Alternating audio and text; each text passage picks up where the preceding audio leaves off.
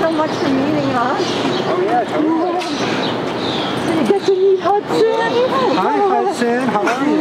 He's good. He's going to check out everything you've got. Let's give you a paw. Can I have your paw, please? Oh, kiss. Oh, kiss first. Kiss is even better than paw. Sure, this bike smells great. Oh, of course. Right on it. Hello. Guess what? Oh God! Oh God! You got it. Hi guys, it's a good thing I'm wearing a mask. And now your glasses probably have schmutz on them. That happens to me all the time. Hey guys! We have a special video today. Hudson, sweet Hudson, the star, is going to be sketched by an artist. We're here with Nick Golebiewski, and we met him through our workshop because he was one of our workshop participants for capturing the faces and voices of mom and pop storefronts. And this was an exhibit we had last year. This is his work that we're returning to him because the exhibition is now over. What he does is he sketches and then he does some watercolor with on top of the sketch. You know, the process is sketching first of these mom and pop storefronts, and then he holds the sketch right in front of the actual store, so you can see Katz's, and it lines up perfectly. Delicatessen, extra good, and then wait a minute, we have another favorite. Whoops, that fell on Hudson, it's okay. Russ and Daughters, and the same thing, you can see his process sketching, adding the watercolor, and look how beautiful. So we're here today because he's doing a special commission work for us because he does make his living doing a lot of commission pieces, and I'm going to discuss that more, but he has generously agreed to sketch Hudson and do the whole, you know, watercolor and everything. So thank you, Nick. To us, you epitomize the process of not only documenting mom and pop stores, but going that extra mile by not only photographing it, but sketching it, holding the sketch so it lined up perfectly with the storefront, and then taking that photo. So I mean, it went beyond what we expected from a workshop participant. We have many photos of him, but no artwork. So you'll be the first to immortalize Hudson. I feel lucky to be able to paint Hudson. Yeah, I mean, it's been,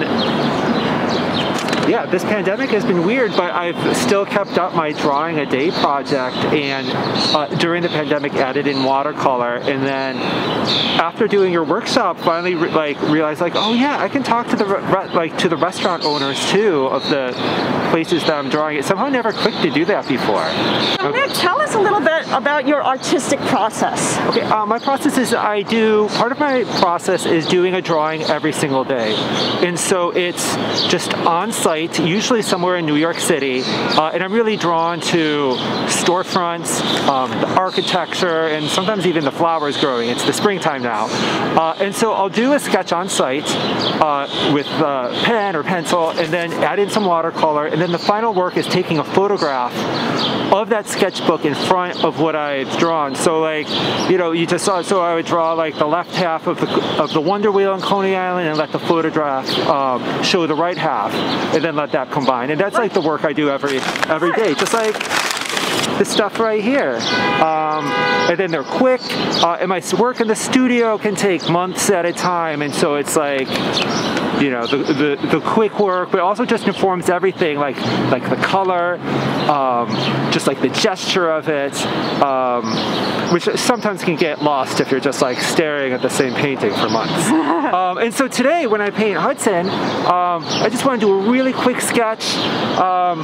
It might not even look like him, but luckily I'll be doing another watercolor painting, and just using the information from actually seeing the colors that I choose to paint him. And then when I'm working later on, I can use those rather than just relying on the colors in a photograph. Awesome. But yeah, and then you'll have a painting of Hudson. It'll be really exciting. Oh, you looked right at me. 2 minutes to get set up, so I don't know if that cuts into his patience. Oh no, okay. Not at all. He's happy. And we can take his vest off. We can do whatever you want. You know, I think it's fine to keep it on. Perfect. If I do like a photo reference, then maybe take it off, but now it's good on. Okay.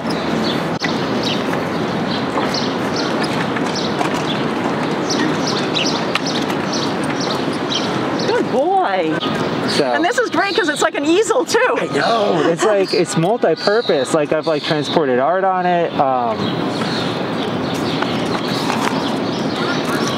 Yeah, all that. So I'll just start with the sketch. Okay, so Hudson, come on back up.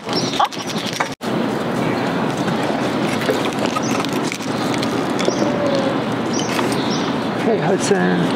Sit. You're getting too close now. Sit. I don't have a biscuit. Buddy, just sit down. Sit. There he goes. There you go.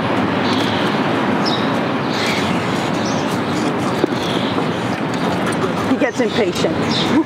Give him a biscuit. We're armed with lots of biscuits. Sit. Hey, Hudson. Hey, Hudson. Hudson, give me the treat. Hudson, sit. Hudson. No, he's looking at me because he knows I have the bag. Sit. Hudson, sit. Sit. You know what it is? It's like, I guess his tail hits that thing. Sit. No, he's good. Sit. You want to Here. Sit. Hudson, sit.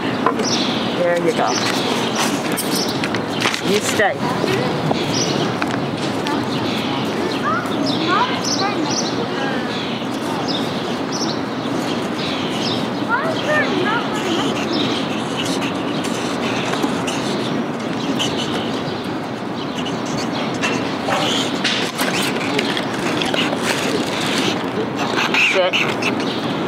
Sit.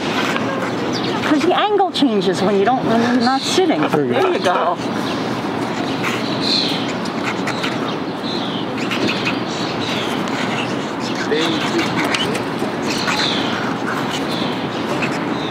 Sit. Sit. Oh, the please paw. Sit. Sit, and I'll give you a treat. Hudson, sit. Sit. Just like a kid, too. Sit.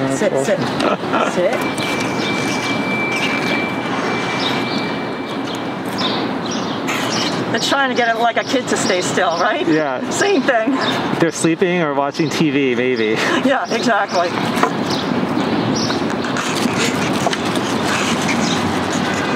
Sit. Good boy. Come this way.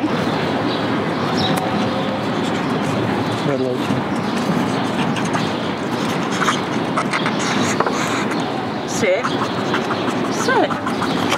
He's like, yeah, but if I don't sit, then I get a treat. He's figured it out. Sit. Hudson, you were so smart.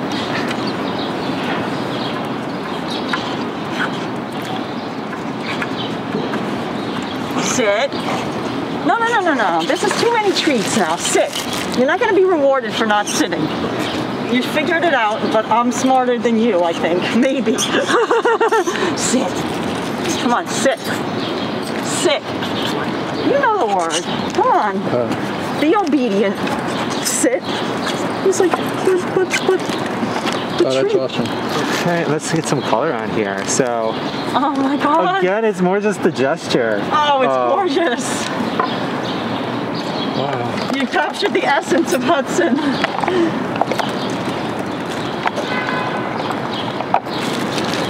Okay. Hey, Hudson, I love this, like, you know, like the pink sort of color. Yeah, because even they call him a blue, but he has brown undertones, you know, a lot in his, you know, the grayish color. Yeah. Different light, he looks different colors. Oh, that's the please paw. Hey, Hudson. Oh, here you go, big fella. Here you go. You don't have to go look for that one. It's part of the brown now. Okay, sit. Sit again. Oh. Oh. Okay, Hudson. You know, you're doing great. Sit.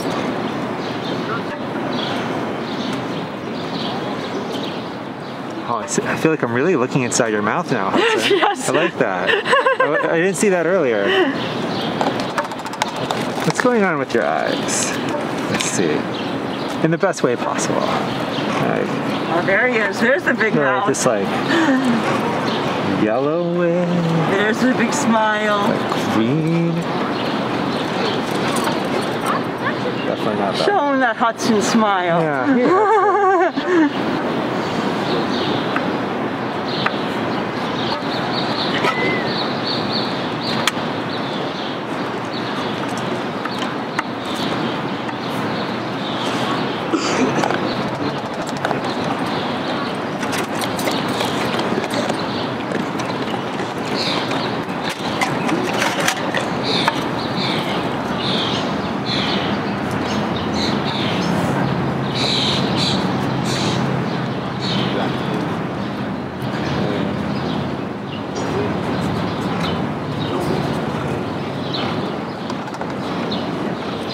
Oh, Hudson, you are so well behaved.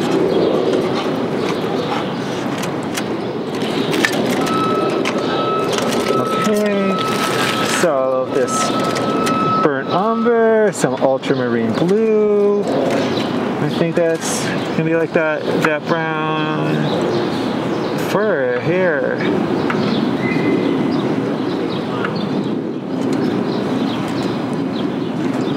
When he smiles, you see his big dimples too. Yeah.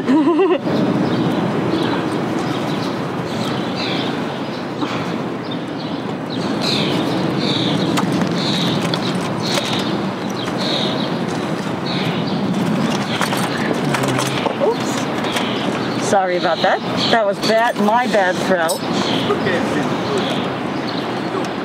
Hudson.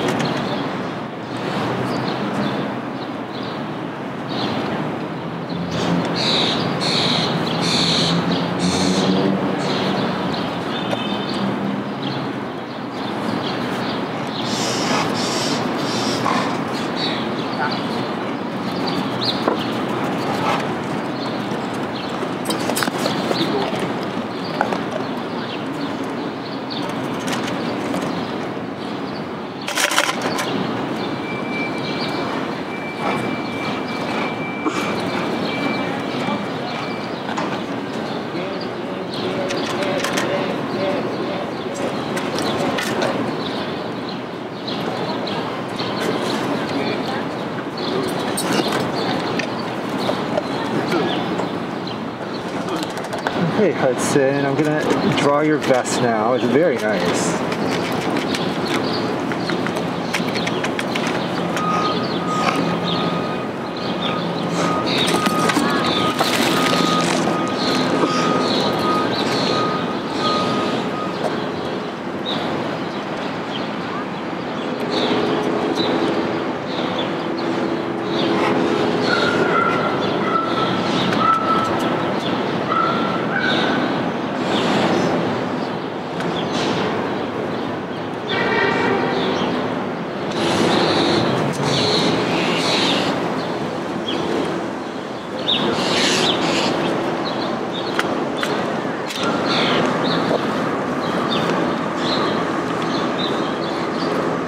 Hudson,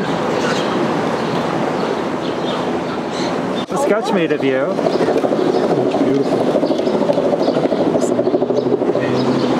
Hudson, treat. Hey, Hutch. Treat.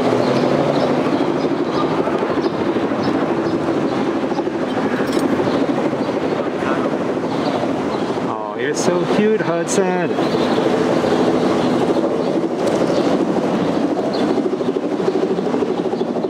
Where should I look? Here, Hey, there, where?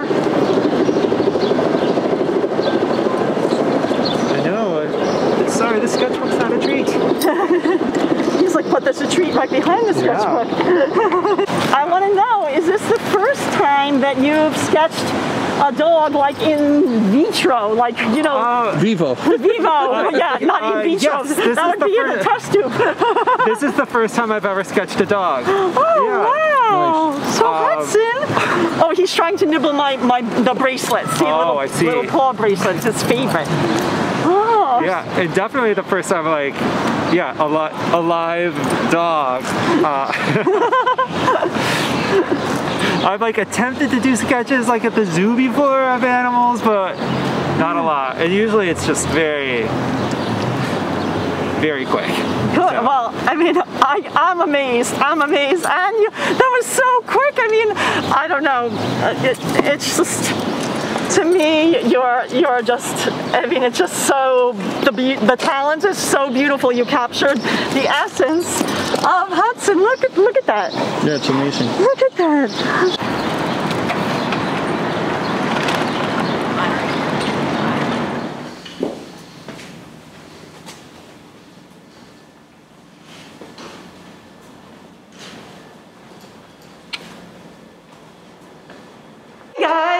We're at Nick's studio. We met Nick in the park and he sketched Hudson, and now we're at his beautiful studio at the Brooklyn Navy Yard. And we're gonna check out what he's done and taking the process of a sketch of Hudson to a watercolor painting. I can't wait to see it. I'm so excited. Nick, what is this? Oh, I see everybody.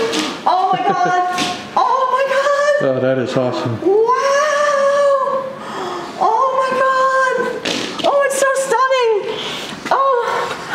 Besides myself. So please tell us the process. Like, what have you been doing since we met you at the park? Awesome. And you sketched Hudson. Gosh, it was a while ago because, you know, things happen. Life, you know, Nick gets busy, we get busy, but we're finally here. So yeah, let us know. Sure. So I started off with the sketch in the park of Hudson, and that, you know, really gave me the feel for Hudson, and sort of like the coloring of his coat, right? And kind of like all of that, like something you don't really get from just looking at a photograph. Exactly. So then, after that, I worked from a photograph, and kind of like using that knowledge from before.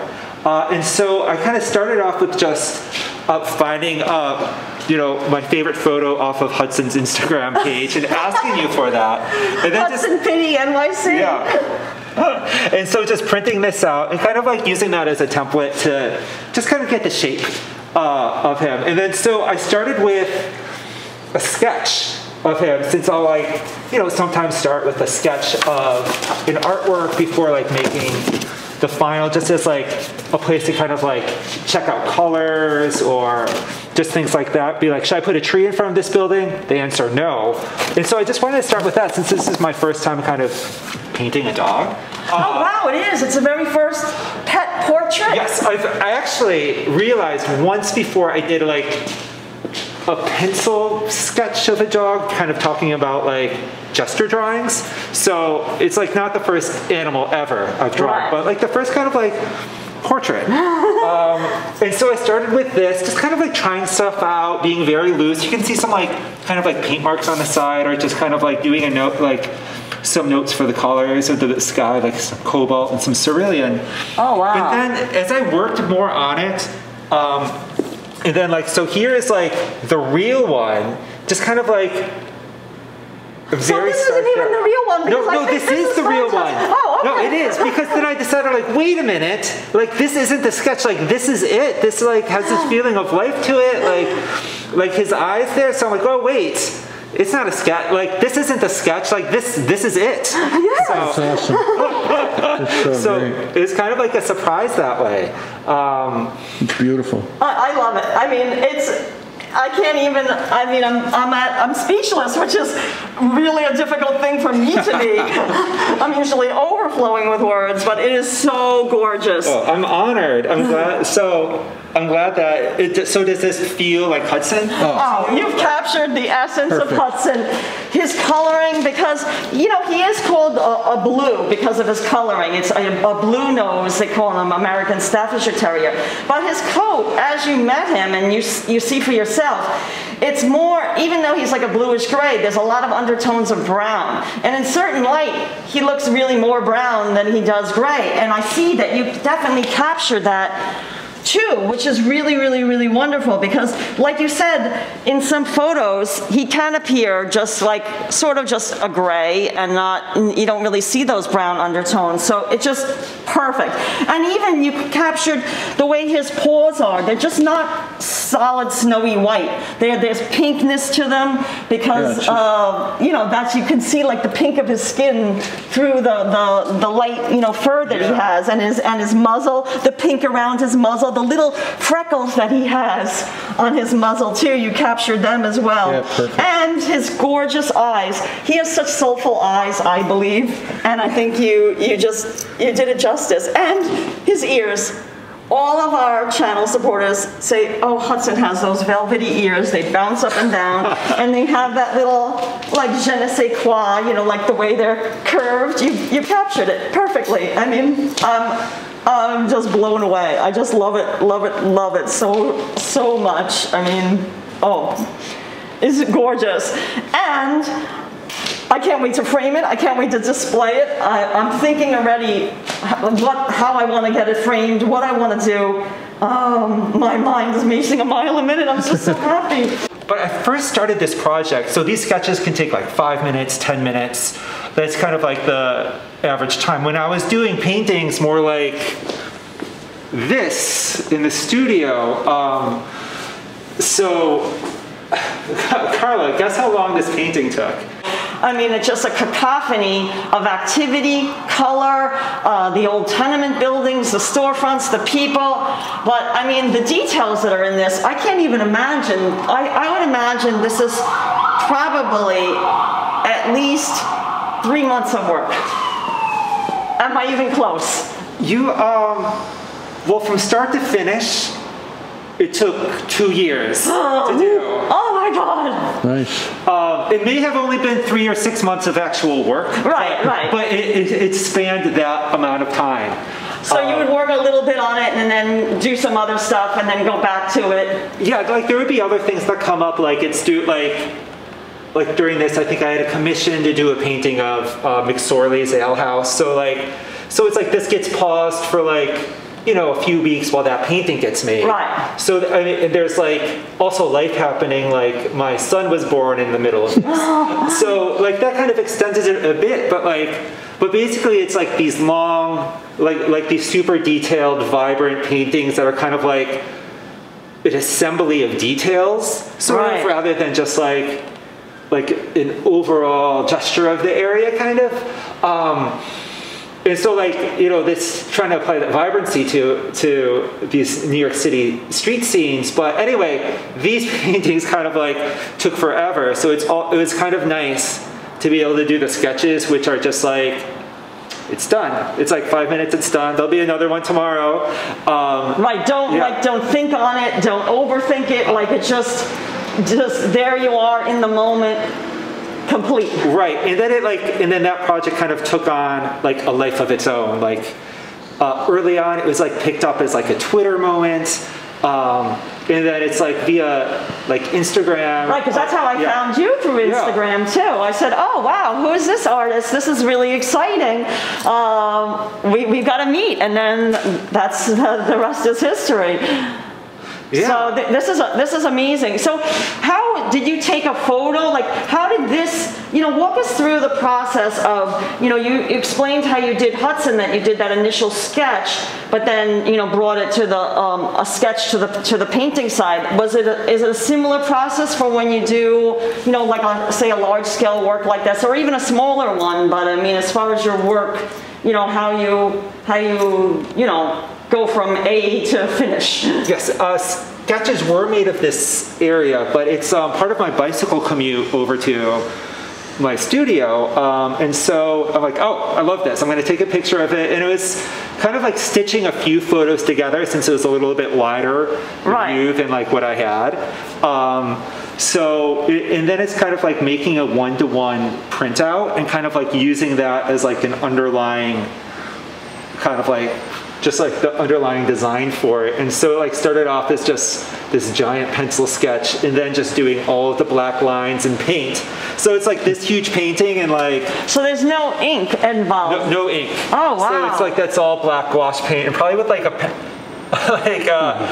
very fine brush like this size for that, and this like this immense painting. So wow, because I didn't realize that. I thought for sure that you had combined some ink as well, because I saw how fine the brush strokes were. That's even more mind-blowing knowing that. yeah, so yeah, that was with this, and then kind of like some of the genesis was I just got this studio space, and I'm like, I want to make something big.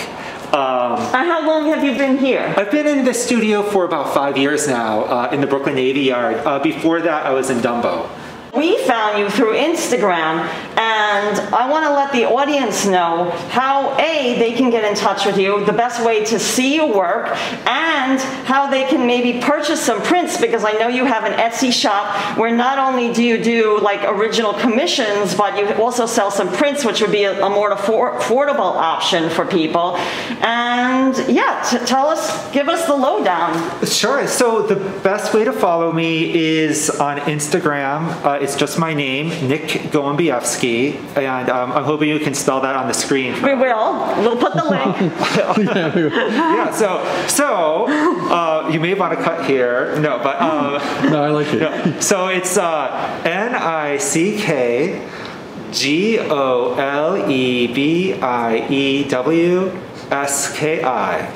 Nice. Oh my God! I can't believe you know sign language. That's amazing. My son went to dual language American Sign Language school for 3K. So wow. I know the alphabet now at least. And I hope I did it right. I might have messed up cheap. No. So it's that. I'm on Instagram probably more than I should be. So like reaching out on that with messages is always a good way. DM, okay. Yeah, DM. Also, my website, nickgolebiewski.com, has all of my contact information and like a portfolio of my artwork, and is a great way to request commissions. And also my Etsy page is also Nick Golebiewski, and there I have prints available. I have prints available of most of my paintings. For example, and what do they start at? Like, I remember them being pretty affordable. Yeah, they're like $40, $45 is what they start at. And that's a fantastic price point, because it's a piece of art. And then, if you can't afford an original painting, it's a way of having that little piece of view hanging on your wall. Yes, definitely. And then, for example, these are my paintings of kind of like the 12 New York public libraries that are downtown. Jefferson Market, one of our favorites. And so I have prints of these available on Etsy, and then from this one, from $5 from every sale, I donate back to the New York Public Library.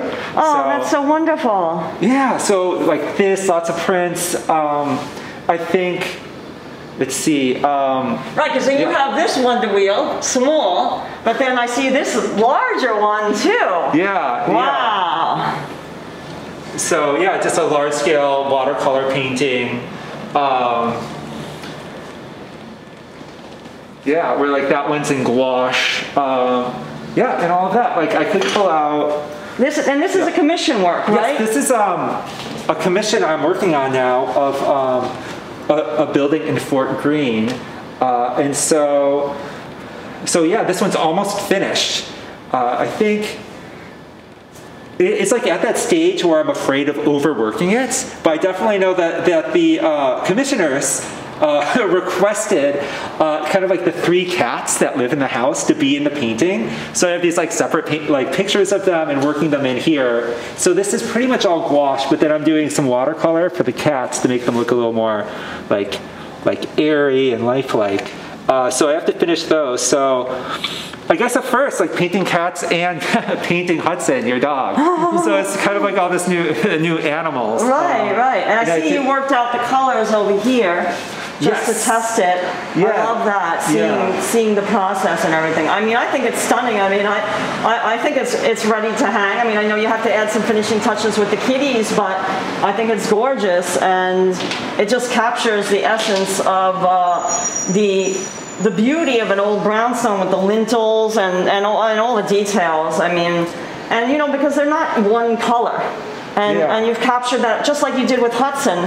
There's a lot of nuances in the color of a building in New York, especially older buildings, because parts of it could have sunlight, faded, weather, grime. Yes, like repairs, like Exactly, patches like, here and there. Everything, like what's in the shade, what isn't. It's like, there's all sorts of kind of like colors in there. Like when I was making this, I was worried, like a little bit worried I was making like the brownstone color too red, but I think it kind of like balances out. And also like, you know, there's a little bit of like leniency in painting that you might not have in photography.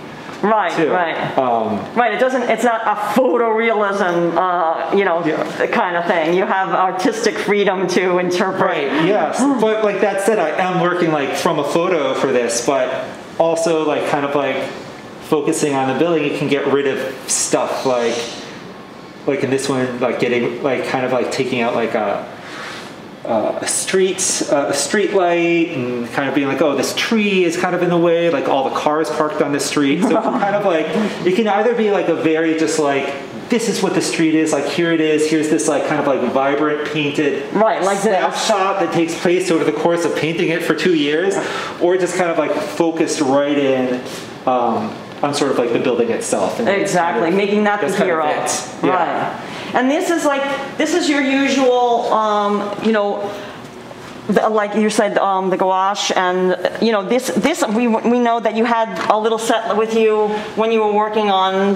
the little Hudson sketch as well, testing some colors. You know, is this your normal setup of you know, what you have for your painting supplies? Yes, this is basically the watercolor set that I take with me everywhere.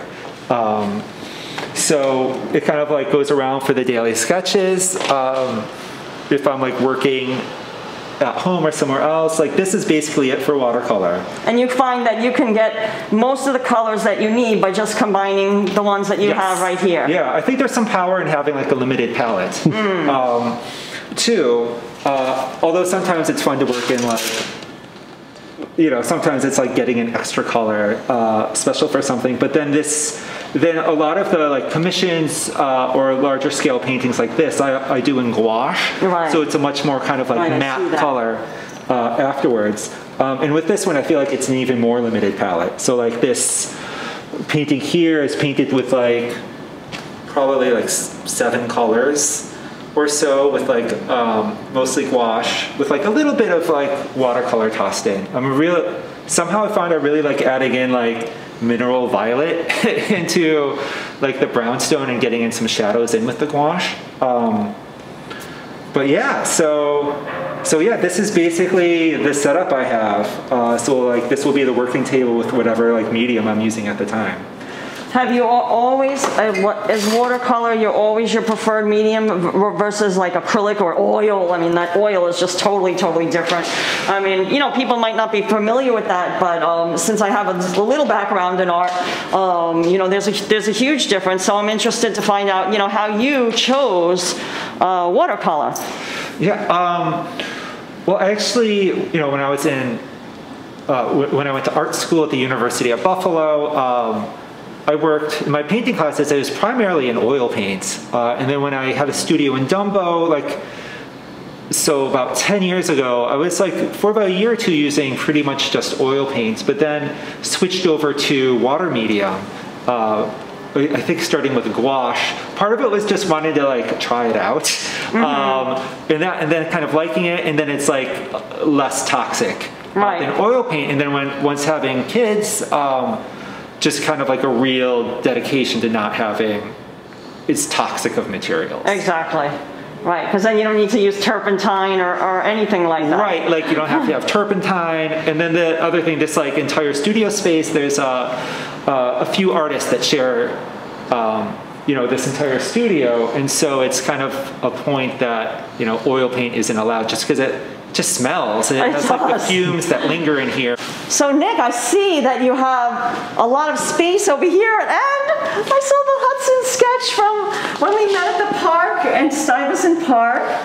Extra cute. Can you flip through some of your sketches? Yeah. So these are your daily sketchbooks. This is like that you would bring on your sketch a day project. Yes, yeah. I pretty much fill up a sketchbook like this a month. Wow. So yeah, just there's the bike, a view from a playground.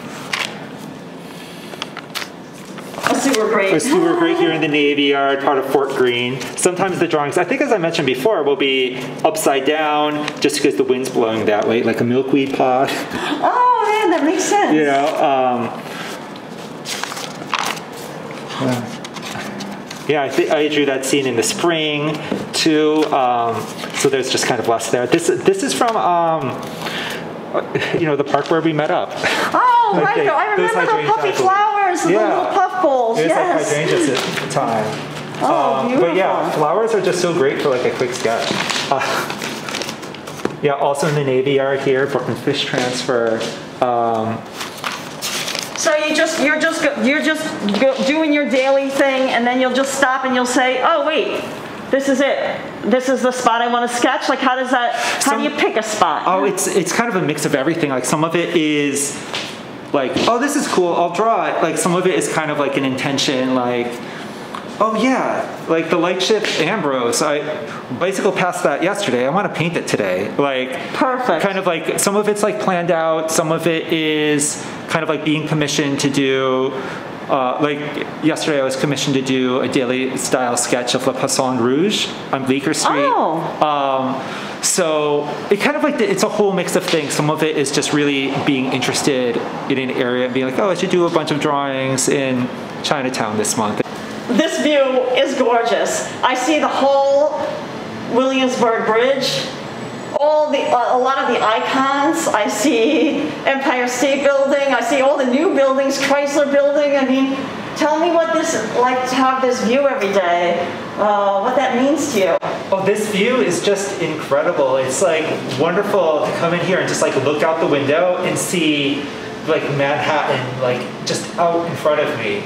And it's like awesome to, you know, from here late, see like the lights come on the Empire State Building and like see like, you know, like thunderstorms kind of roll towards Brooklyn. It's like just so amazing having this. And of course, like I've sketched out these windows like so many times. So it's just kind of like, it's just like the best pause is just right here out the window. Do you have a favorite building in New York that where you would say, oh, if you had to pick one building, that's my favorite, or is that too difficult a question? Does the Wonder Wheel count as a building? It's sure does. Sure. The Wonder Wheel. That's one of ours too, especially because of the story behind it. Here's some of the sketchbooks from this drawing project. Wow. Here, so this probably just some of them. A few years. Yes, there's more. Nick, you're gonna have to get a storage unit. I should. Well, the studio kind of doubles as well. That's true. So yeah, that's just some of the sketchbooks from it. And then also I have these flat files here. Oh. Oops, sorry for that sound, but here is some work. Mohawk, I know you just did that one. Yeah, I just did that. Here's Transmitter Brewing in the Navy Yard here. I just finished this Mohawk one. And then, yeah, it's just tons of work in here. Somewhat organized. So here's a painting of Katz's. That's a little different with that one with the Wonder Wheel. That's Yeah, so this one, so it's like a watercolor painting and then a reverse image transfer print of it using acrylic medium, and then kind of coming in with like pen on top, sort of like pen and ink, kind of like doing some sort of like art restoration kind of thing on top of it, trying to like bring the colors back. Oh, but gorgeous. again, a way of like playing photography off of the painted image. This Mamoons has so much detail in it. Wow. That one doesn't look like a quick one. No, that's yeah, like there's a difference between like the on-site ones and then like working in a studio.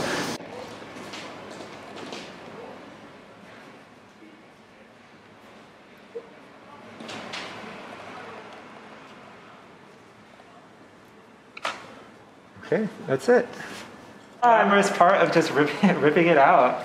So I think it'll be up to you if you want to like just have that exposed or like mat it down a little, which I probably recommend, but.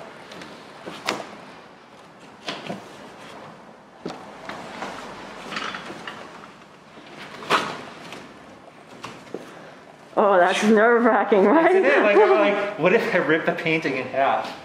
And so yeah, now I'll scan it. So I have it for my records and can like put it up there on my commissions page on my website so people can see it and get commissions of their own dogs.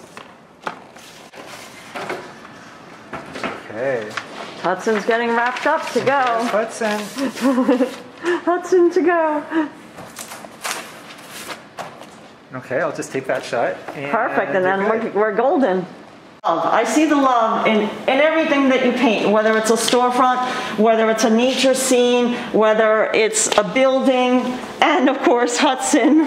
I mean, I think it shines through, and to me that's everything is being an artist, is getting a piece of you and the love that you have for your talent, and you know, and putting it there. Oh, thank you.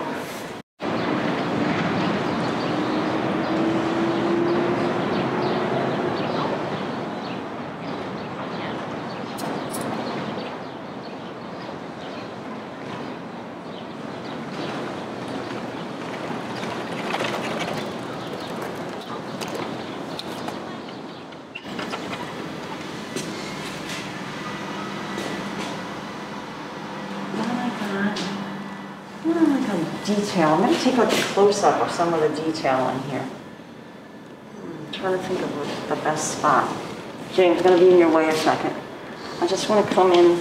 I don't want to.